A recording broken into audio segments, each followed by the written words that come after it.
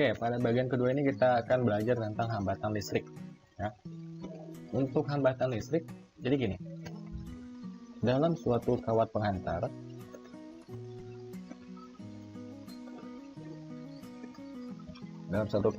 misalnya kabel nih. Nah, dalam kabel itu sebenarnya memiliki yang namanya hambatan listrik. Ya. Nah, apa sih yang dimaksud dengan hambatan listrik? Hambatan listrik itu artinya sifat penghambat kuat arus listrik yang dimiliki oleh suatu kawat pengantar. Nah, jadi kabel itu sebenarnya dia punya sifat untuk menghambat aliran suatu muatan listrik, ya. Sehingga dalam pemilihan jenis bahan suatu kawat itu juga patut dipertimbangkan. Misalnya kamu punya kabel nih, ya. Kamu punya kabel lalu kamu kupas. Coba deh kamu kupas. Yang akan kamu lihat di situ kabelnya dalam wujud logam apa? Ya, yang lebih umum dipakai adalah tembaga. Yang berwarna kuning itu ya, kuning keemasan itu ya. Nah, pernah nggak sih kamu bertanya kenapa harus pakai tembaga? Ya, jawabannya karena tembaga itu punya sifat penghambat, ya. Sifat penghambat yang relatif lebih kecil. Oke. Nah, jika dibandingkan dengan menggunakan besi. Nah, kamu bisa lihat dari tabel ini, ya. Ada tembaga. Oke, ini tembaga, lalu ini besi. Coba kita lihat. Untuk besi itu dia punya sifat hambatan jenisnya berapa? 9,71 kali 10 pangkat negatif 8. Ya. Ini semua sama 10 pangkat negatif 8, ya. Jadi kita perhatikan yang ini saja 9,71. Kalau tembaga berapa? 1,72. Nah, antara besi sama tembaga yang paling kecil hambatan jenisnya yang mana? Iya, tembaga. Itu sebabnya kenapa kabel itu lebih sering menggunakan tembaga sebagai kawat penghantar suatu rangkaian listrik. Nah, tapi tunggu dulu. Di sini ada perak. Nah, ya, ada perak. Nih, ada perak nih. Perak paling atas dan paling kecil jika dibandingkan dengan tembaga. Kalau tembaga 1,72, tapi perak 1,59. Timbul lagi pertanyaan. Kenapa harus tembaga? Kenapa tidak perak? Oke, secara ekonomis ya, perak ini jauh lebih mahal daripada tembaga. Kalau kabel itu menggunakan perak, maka ketika dipasang hari ini, besok lusa mungkin kita tidak akan melihat kabel itu berada di tempatnya lagi ya. Oke, saya kira kamu tahu alasannya kenapa. Nah, balik lagi ke sini, ke hambatan listrik. Nah, berarti kalau begitu ada suatu variabel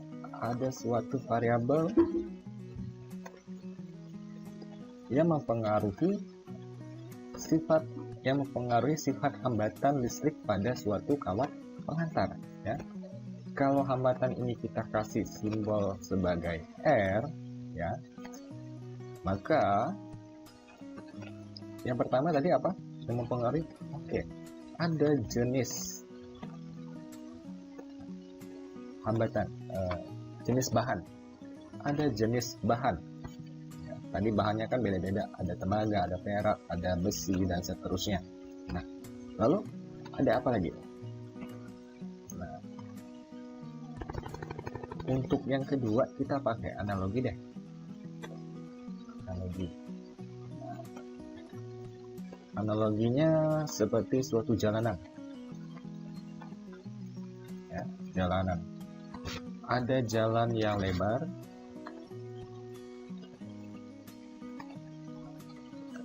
ada jalan yang sempit.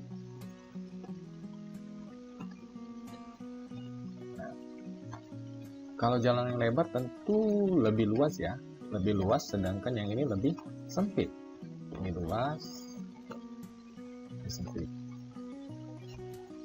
Nah, jadi untuk jalan ini kita analogikan sebagai kawat pengantarnya, ya, kawat pengantar. Ini ada kawat pengantar yang luas, ada kawat pengantar yang kecil. Lalu siapa yang lewat? Oke, kalau jalan itu ada orang ya, ada orang lewat. Nah, ini si A, ini si B, ada si C, dan seterusnya. Sama juga di sini. Ada si A, ada si B, ada si C, dan seterusnya. Nah,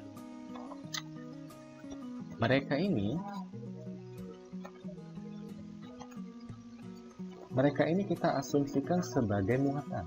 Nah, sebagai muatan listrik yang mengalir melewati suatu kawat penghantar. Kira-kira jalan yang mana yang lebih mudah mereka lalui? Apakah jalan yang luas atau jalan yang sempit? Oke, tentu jalan yang lebih luas ini lebih mudah untuk dilewati. Kenapa? Karena hambatannya lebih besar atau lebih kecil? Iya, hambatannya lebih kecil sehingga mereka lebih mudah untuk melewati jalan yang lebih luas. Maka kalau begitu, variabel yang kedua yang mempengaruhi hambatan listrik adalah luas penampang. Oke ya. Nah, kalau tadi jenis bahan, semakin besar jenis bahannya ya, seperti perak dengan besi,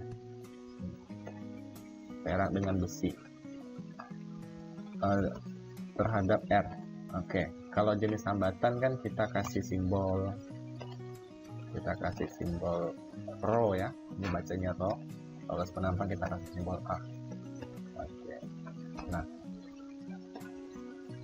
ini rho perak, ini rho besi. Nah, hubungannya seperti apa? Kalau perak tadi punya jenis bahan lebih kecil ya, dibandingkan dengan besi. Besi punya hambatan jenis yang lebih besar. Semakin besar jenis bahannya, maka hambatannya makin besar atau makin kecil? Ya, tentu akan makin kecil juga. Hambatannya akan makin kecil. Ya, itu sebabnya dipakai perak. Itu sebabnya perak lebih sering digunakan atau tembaga. Ya, karena faktor biaya tadi ya. Atau tembaga. Itu sebabnya tembaga lebih sering digunakan sebagai bahan penyusun suatu kawat penghantar karena dia punya jenis bahan yang lebih kecil sehingga besar hambatan listriknya juga semakin kecil. Beda sama besi. Besi punya jenis bahan yang lebih besar sehingga hambatan jenisnya akan semakin besar juga ya. Hambatan listriknya gimana? Hambatan listriknya juga besar. Oke, gitu ya. Jadi kalau begitu, semakin besar hambatan jenisnya, maka hambatan listriknya juga akan semakin besar. Nah, kembali lagi ke luas penampang. Nah, tadi untuk luas hambatan, semakin besar luas hambatannya, maka hambatan listriknya akan semakin kecil. Beda sama ini, yang sempit. Jalan yang sempit, maka kalau begitu akan sulit kan? Ini akan semakin sulit suatu muatan untuk mengalir sehingga hambatannya semakin besar. Oke. Nah, kalau ketika luas penampangnya kecil atau sempit, maka hambatannya akan semakin besar. Nah, faktor yang ketiga, variabel ketiga yang mempengaruhi apa? Ya, panjang kawat.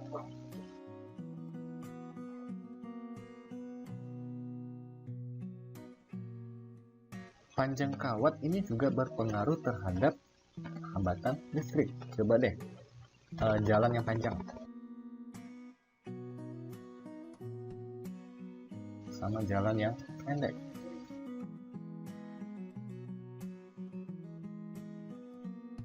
Antara jalan yang panjang dengan jalan yang pendek, mana yang lebih duluan sampai? Ya, tentu yang akan lebih duluan sampai adalah yang ini, yang pendek. Sedangkan yang lambat sampai adalah yang lebih panjang. Berarti kalau begitu, semakin panjang suatu kawat penghantar, hambatannya sifat hambatannya akan semakin besar. Ya, hambatannya semakin besar, semakin panjang ya, panjang, pendek. Oke, kalau begitu semakin besar L-nya, maka R-nya akan semakin besar juga. Semakin panjang kawatnya, kawat penghantarnya, maka hambatannya akan semakin besar juga. Nah, dari hubungan variabel ini kita bisa dengan mudah membuat persamaan matematisnya. Jadi persamaan matematisnya gimana?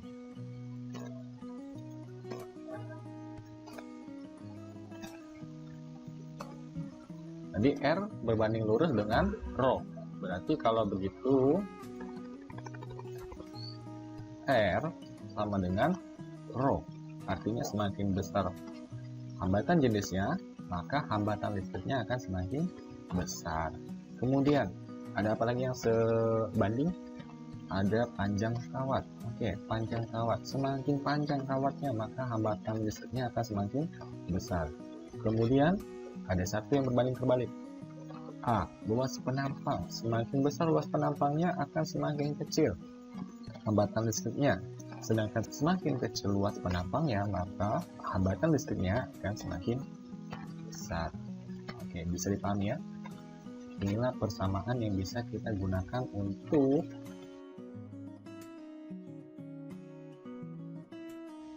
menentukan hambatan listrik pada suatu kawat penghantar. Oke, kita kasih keterangan deh.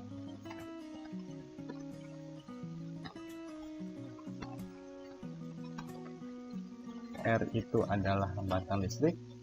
Satuannya apa? Satuannya adalah ohm. Ini bacanya ohm ya. Dibaca ohm. Lalu ada rho. Ya. Ini adalah hambatan jenis.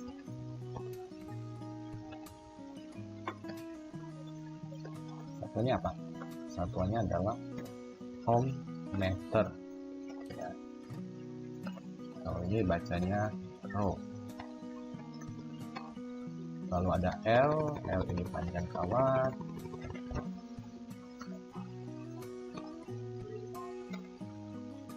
Satuannya adalah meter.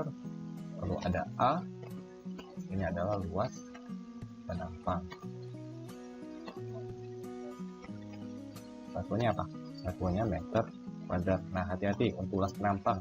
Kalau biasanya dalam soal itu dia nggak langsung merujuk ke luas penampang, tapi dia pakai bisa aja jari-jari. Umumnya itu pakai jari-jari ya, karena bentuknya seperti tabung. Berarti kalau begitu kamu cari dulu luas penampangnya ya, pakai rumus lingkaran aja, luas lingkaran. Kemudian satuannya, umumnya satuannya itu cm atau kalau enggak milimeter. Nah, hati-hati, ini harus kamu ubah dulu ke satuan meter ya, konversikan dulu ke satuan meter. Oke, finish.